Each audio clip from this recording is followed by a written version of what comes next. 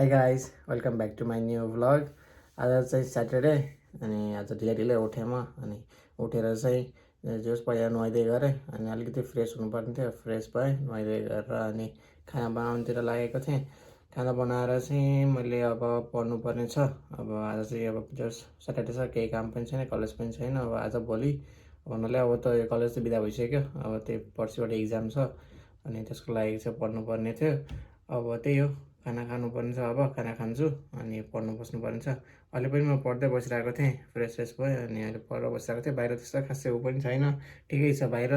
अनि जाडो त्यस्तो भित्र त हिटर चलाएपछि चाहिँ मतलबै हुँदैन बाहिर नगएसम्म है। अनि त्यही हो, ठिकै छ अहिलेसम्मको लागि। बाहिर चाहिँ म जान्छु होला एकछिनमा, अलिकति काम छ बाहिर जानुपर्ने। तर अब त्यस पढाइमा चाहिँ अलिकति फोकस गरिरहेको छु यो फाइनल एक्जामको लागि। किनभने फाइनल भनेको त फाइनल हो नि त। अनि सेमेस्टरको एन्डमा अलिकति राम्रो भएन भने त फेरि जिपिए पनि राम्रो आउँदैन। त्यही भएर अलिकति पढाइतिर पनि अलिक ध्यान दिनु पऱ्यो। मेरो स्टडी टेबलको अलिकति यस्तो छ, ब्याग भुइँमा उत्रङ्ग छ। यो त चाहिँ किताब कपी खाना यस्तै छ यहाँ। अब यो पनि टक्क यो सेट गर्नुपर्ने छ, मिलाउनु पर्ने छ है। इक्जाम पछि अब टक्क यो सकेपछि अलिकति राम्रो बनाएर यहाँ पनि अलिकति सेटअप गर्नुपर्ने छ मेरो। त्यही हो, बाहिर त्यस्तो खासै केही छैन जस्तो छ। ओ खाना चाहिँ मैले अब यो दाल र भात अनि अन्डा छ अनि थोरै चाहिँ यो मिक्स अचार छ, बजारबाट लिएँ, घरमा चाहिँ बनाएँ होइन। अनि त्यही हो, अब चाहिँ म यो दाल र भात र खाना खान्छु अनि फेरि पढ्न बस्नुपर्ने छ। त्यस हिजो चाहिँ कस्तो गरम भइरहेको छ, भित्रतिरै तातो भइरहेको छ, बाहिर जाने बित्तिकै फेरि एकदम चिसो भइहाल्छ है। त्यही म चाहिँ अब खाना खान्छु। चाहिँ बाहिर ठिकै छ, अझै स्नो पक्रेकै छैन, त्यस्तै छ है घरहरूमा। अब चाहिँ यसो ग्यास हाल्नु जानु पऱ्यो भनेर निक्लेको, गाडीमा ग्यास पनि छैन। चिसो चाहिँ अलिअलि चिसो नै छ। आइसहरू अझै पक्रेकै छैन, यही चाहिँ माथिबाट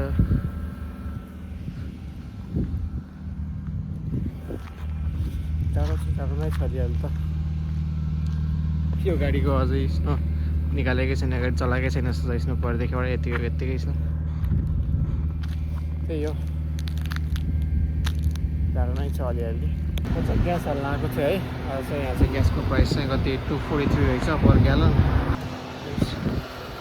आएको छ ग्यास प्राइस चाहिँ घट्दै गइरहेको छ अहिले चाहिँ। चिसोमा चाहिँ जस्ट घट्दै जान्छ नि त प्राइस, र बढ्न पनि सक्छ है, तर थाहा छैन।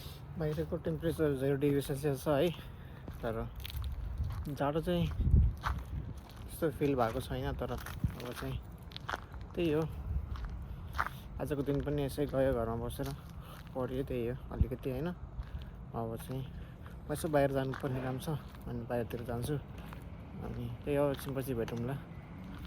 यो गाडी यसमा अझ कस्तो फन देखिरहेको छ कि निकालेकै छैन, चलाएकै छैन यो गाडी। यो त्यो एक्सिडेन्ट भएको थियो नि त, अनि त्यही भएर चाहिँ होला सायद यो गाडी त्यतिखेर आएको।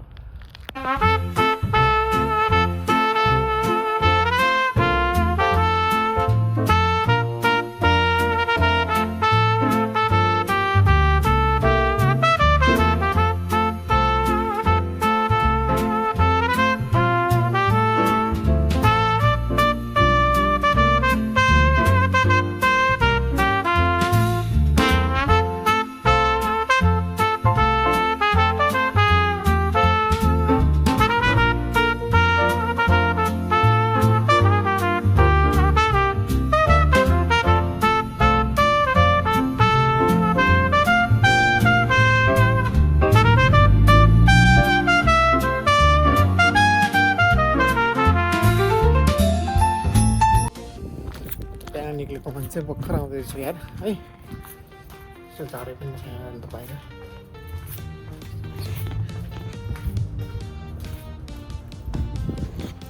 अघि जाँदाखेरि चाहिँ त्यस्तो ठिकै थियो, अहिले चाहिँ जाडो भएको छ।